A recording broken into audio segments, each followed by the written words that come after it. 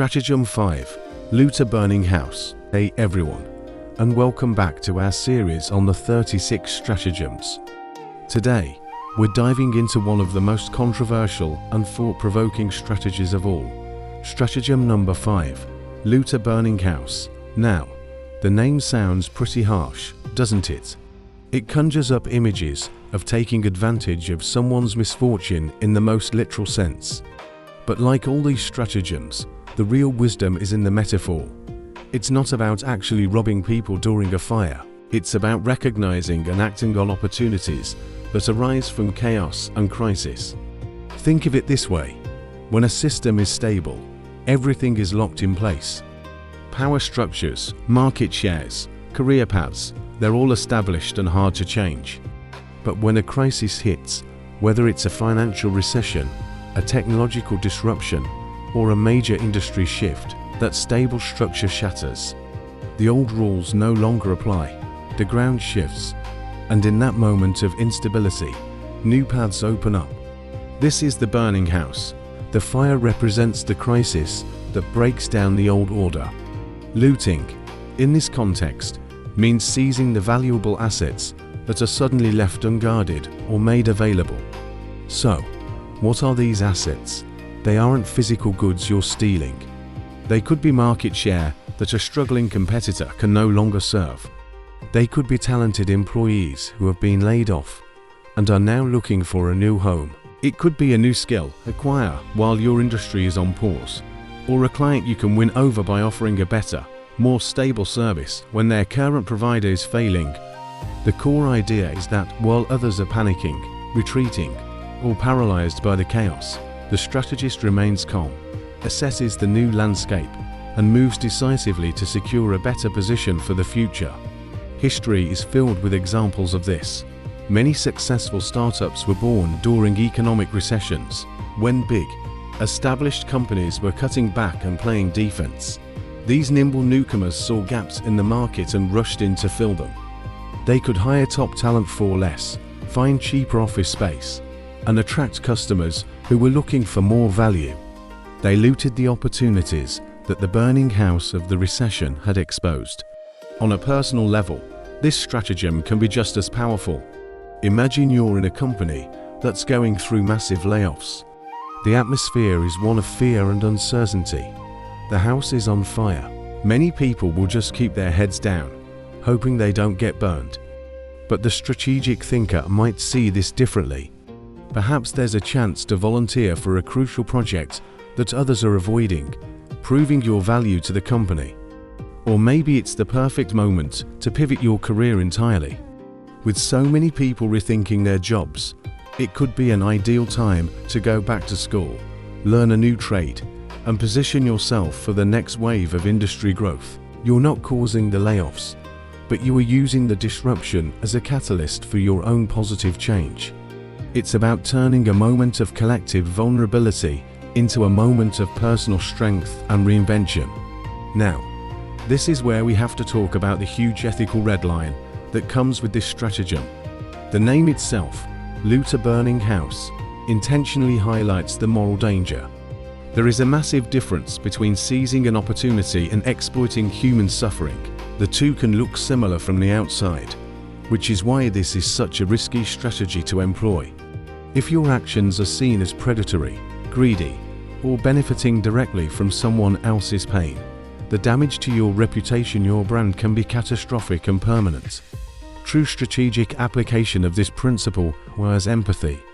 For example, if a competitor is going out of business, is it better to just let their customers be left with no service, or to step in and offer them a reliable alternative? In that case, you're solving a problem, you are benefiting, yes, but you're also providing value during a time of need.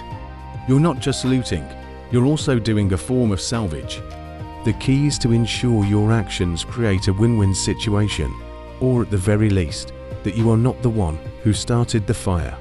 You should be helping to put it out, even if you find a few valuable items in the ashes.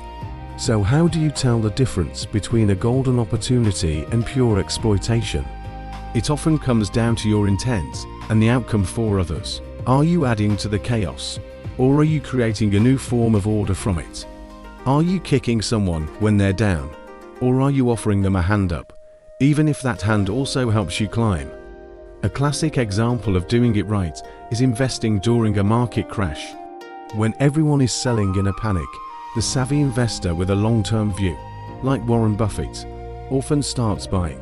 They're not causing the crash, they're simply taking advantage of the fact that valuable assets, good companies, are being sold at a discount due to widespread fear. They are profiting from the crisis, but their actions also help stabilize the market by providing liquidity and confidence when it's needed most. This brings us to another crucial lesson from this stratagem: readiness. To loot a burning house, you need to have the resources ready before the fire even starts. In finance, they call this keeping your powder dry. Having cash reserves on hand so you can invest when opportunities appear. In your career, it means constantly building your skills, your network, and your savings, so that when a disruption hits, you're not a victim of it, but an actor who can navigate it. You can't decide to learn to swim when the flood is already at your door. Preparation is everything. This stratagem forces us to confront some really uncomfortable questions. Let's take a moment to reflect on them. First, is it inherently wrong to benefit from a crisis if you didn't cause it? If an event creates both problems and opportunities, are you morally obligated to ignore the opportunities? Think about it. Major innovations in medicine have come from the urgency of wartime. The internet itself has its roots in a Cold War project designed to survive a crisis. It seems that human progress is often linked to our ability to find positive outcomes in negative situations.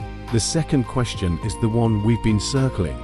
How do you, personally, draw the line between opportunity and exploitation? Where is your ethical boundary? Is it about intent? Is it about the impact on others? Is it about making sure you're not the only one who benefits? There's no easy answer, and it probably varies from person to person and situation to situation. Being conscious of this line is what separates a strategist from a predator. And finally, a challenge for you. Look back at your own life. Can you identify any moments of significant personal growth, a career jump, or a major positive change that came out of a period of chaos? Maybe it was someone else's chaos, or maybe it was a larger societal crisis. Perhaps you got a promotion because a colleague unexpectedly quit. Maybe you discovered a new passion after losing a job you thought you loved. Most of us, if we're honest, have benefited from some form of creative destruction at some point. Recognizing this isn't about feeling guilty. It's about understanding the dynamic nature of life. It's about realizing that stability is often an illusion, and that our ability to adapt, to see openings in the chaos, is one of our most vital skills. Stratagem 5, Loot a Burning House, is a powerful reminder that in every crisis, there is danger, but there is also opportunity. The wisdom lies in knowing how to seize the latter without being consumed by the former, and to do so with integrity. What are your thoughts on this? Is this stratagem a manual for opportunists or a guide to resilient adaptation? Let me know down in the comments. I'm really curious to hear your take. Thanks so much for watching.